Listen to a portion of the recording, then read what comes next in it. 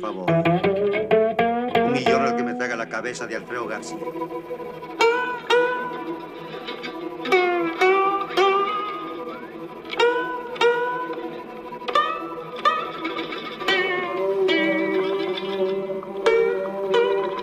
Bring me the head of Alfredo García.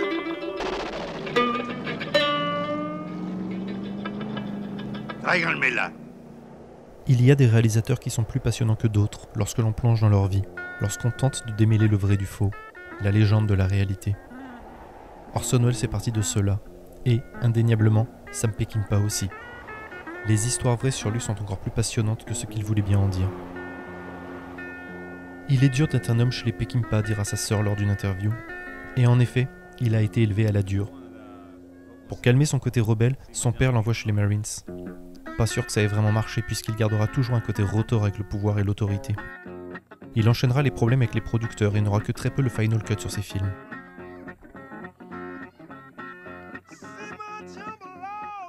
Sam Peckinpah fait partie de la génération précédant le nouvel Hollywood. Plus vieux qu'Arthur Penn, Coppola et consorts, il est avec Aldrich et Siegel un des précurseurs de la révolution cinématographique à venir. Une révolution formelle dans la façon de filmer la violence, dans laquelle les cinéastes qui suivront, et encore actuellement, ne cesseront de puiser. Une forme qui ne s'est d'ailleurs toujours pas renouvelée. Voilà, ça c'est le ralenti qu'on trouve chez Peckinpah, si vous voulez. Lui ne s'adresse qu'à la foule des spectateurs en exploitant quelque chose dont elle manque. Alors, il me semble que Welles disait un gimmick, un truc, un gadget, ce qui est maintenant courant chez tous ces metteurs en scène américains, même chez Kubrick, qui me déçoit parce qu'il a plus de talent qu'eux, et ça, c'est du Peckinpah, si tu veux. Entre 1969 et 1974, soit en à peine plus de 5 ans, Peckinpah enchaînera 7 films, dont une poignée de chefs-d'œuvre. La Horde sauvage en 1969, puis un nommé Cable Hogg en 70, Les Chiens de paille en 71, Julia Bonheur et Guet-apens en 72, Pat Garrett et Billy the Kid en 73 et Apportez-moi la tête d'Alfredo Garcia en 1974. Il sort tout juste du tournage de Pat Garrett et Billy the Kid, cette élégie au western passé dont La Horde sauvage avait été le dernier récit avec Il était une fois dans l'Ouest. D'ailleurs, Léon et lui étaient amis. Peckinpah devait réaliser Il était une fois la Révolution, mais ça ne se fera malheureusement pas.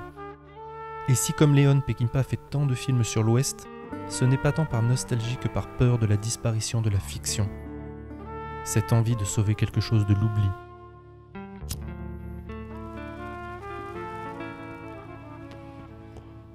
Car l'Ouest est une fiction, une version fantasmée de l'histoire par les Américains, et Peckinpah le savait. Il a toujours considéré le cinéma comme la réalité comme une fiction, d'où son côté mythomane, dans le sens de créateur de mythes, un autre point commun avec Orson Welles. Écrit en collaboration avec Gordon Dawson durant le tournage de Chien de paille, Apportez-moi la tête d'Alfredo Garcia est le film d'un Peckinpah physiquement malade et perpétuellement saoul. Il fait suite au conflit autour du montage final de Pat Garrett. Si Apportez-moi la tête d'Alfredo Garcia n'est pas le plus grand film de Peckinpah, ni le plus beau, ni même le plus fort, c'est certainement son film le plus sombre, le plus nihiliste, mais aussi le plus sincère et le plus personnel, avec Cable Hogg, deux des personnages dont Peckinpah était le plus proche. Grand chantre de la destruction de la narration hollywoodienne, Peckinpah va, avec Apportez-moi la tête d'Alfredo Garcia, liquider cet héritage. Lui qui est hanté par la mort et la disparition du passé, il va opérer avec ce film un règlement de compte avec les mythes et les formes. Cette tension entre la tradition qui tend à disparaître et les préoccupations modernes, déjà présentes dans tous ses précédents films, va s'accentuer à l'extrême ici. Le cinéma de Peckinpah est préoccupé par le changement et la disparition. Par exemple, Warren Oates est constamment en référence au jeu d'Humphrey Bogart, et le film doit beaucoup au Trésor de la Sierra Madre de John Huston, cet échec au cœur de la quête.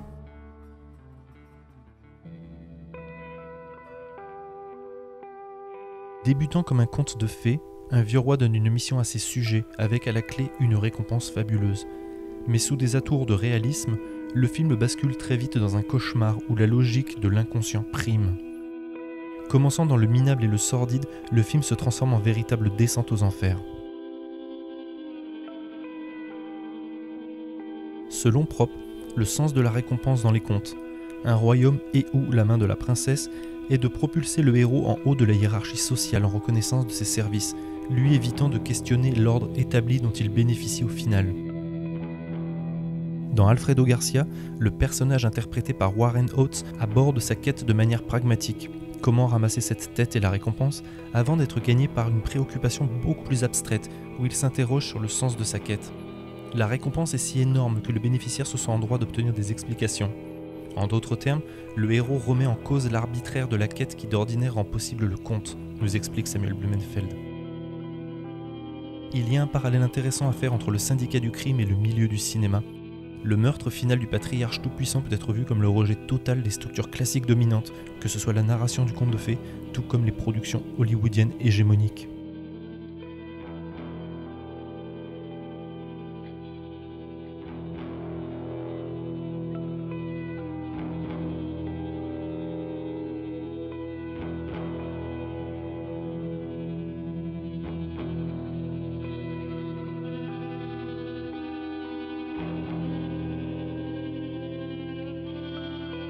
Il y a une différence entre la violence, fondamentale comme la nomme Bergeret, et une provocation dans laquelle la violence est fétichisée, voire érotisée.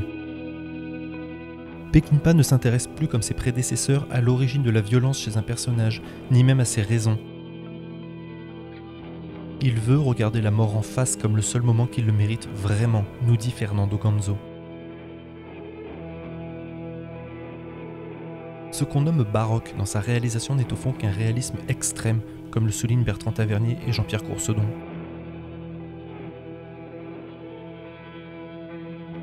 Peckinpah filme l'intérieur de la violence, le mouvement qu'elle opère. La Horde sauvage est et en reste l'exemple le plus marquant. Le montage heurté et chaotique de la séquence finale n'est pas la rage délirante d'un homme saoul, comme certains ont pu le penser, mais bien la restitution concrète des perturbations engendrées par la violence. La perception en est altérée. L'ambiguïté de la violence, qui fascine et répugne lorsqu'on la filme, c'est qu'on l'accepte toujours un petit peu. Peckinpah change le régime des images en ne filmant plus les raisons de la violence chez un individu, ce qui au fond ne serait qu'une façon de la légitimer, mais l'essence même de la violence, faisant voler en éclats la frontière morale et surtout idéologique, séparant la bonne et la mauvaise violence. Peckinpah est un cinéaste de la frontière, d'abord morale, mais aussi physique, entre Texas et Mexique, et temporelle. Son cinéma montre un monde en transition, ce qu'il a été sans que l'on puisse revenir en arrière, et ce qu'il va devenir sans que l'on puisse l'arrêter. Alfredo Garcia, c'est le film de toutes les frontières, de celles qui s'érigent entre l'amour et la haine, entre le rêve et le cauchemar, entre la raison et la folie, la vie et la mort, entre grandeur et décadence. La violence chez Peckinpah est ontologique, presque métaphysique. Elle irrigue le plan et, tel un virus, contamine chaque personnage, même les enfants, chaque parcelle de décor jusqu'à déborder et éclabousser le spectateur. Peu importe d'où provient la violence, ce qui compte c'est le résultat, le massacre d'êtres humains par d'autres êtres humains. L'action se dilue et s'évide jusqu'à la perte de sens. La violence chez Peckinpah est insensée. Elle est absurde et n'a pas de sens ni de direction. Elle déborde. Peckinpah peut être filmé l'une des plus justes représentations de la mort dans sa gigantesque absurdité et son inacceptable irrémédiabilité. Toutes ces morts inutiles, tout ce gâchis humain. La mort et la violence sous toutes ses formes. Et cette façon de représenter la violence et de questionner son ambiguïté, surtout à l'heure de la guerre du Vietnam, a fait de lui un réalisateur tricard à Hollywood. Mais Peckinpah ne dénonce pas tant le système en soi que ses excès et ses mensonges. Avec ce film d'écorché vif, Peckinpah nous offre là l'image la plus brute et la plus brutale de son cinéma et de sa vision du monde. Ne reste alors que la noirceur absolue de l'âme qui pousse l'homme aux actes les plus barbares et les plus égoïstes. Cinéaste de la cruauté comme John Carpenter ou Lucio Fulci, Peckinpah filme nos bassesses, nos mesquineries, notre abjection et notre médiocrité pour révéler nos horreurs et ainsi nous aider à les surmonter. Chez Peckinpah, on n'est pas plus homme en devenant violent, mais par contre, on en est beaucoup plus humain. Chez lui, la violence n'est jamais un apaisement, juste la santé entre deux reprises de la fièvre chaude qui va passer. Peckinpah, comme John Boorman dans Délivrance, filme une violence consubstantielle à l'humain. Mais ce qui distingue les deux réalisateurs, c'est que Boorman y traite son sujet comme une allégorie et lui donne des proportions mythiques, là où Peckinpah reste toujours proche de l'humain et refuse de le réifier au profit de son propos. L'un est archétypal, l'autre typique. Boorman au fond n'est donc pas vraiment un grand humaniste. Dans son désespoir, Peckinpah, lui, l'est terriblement. Death don't have no mercy in this land.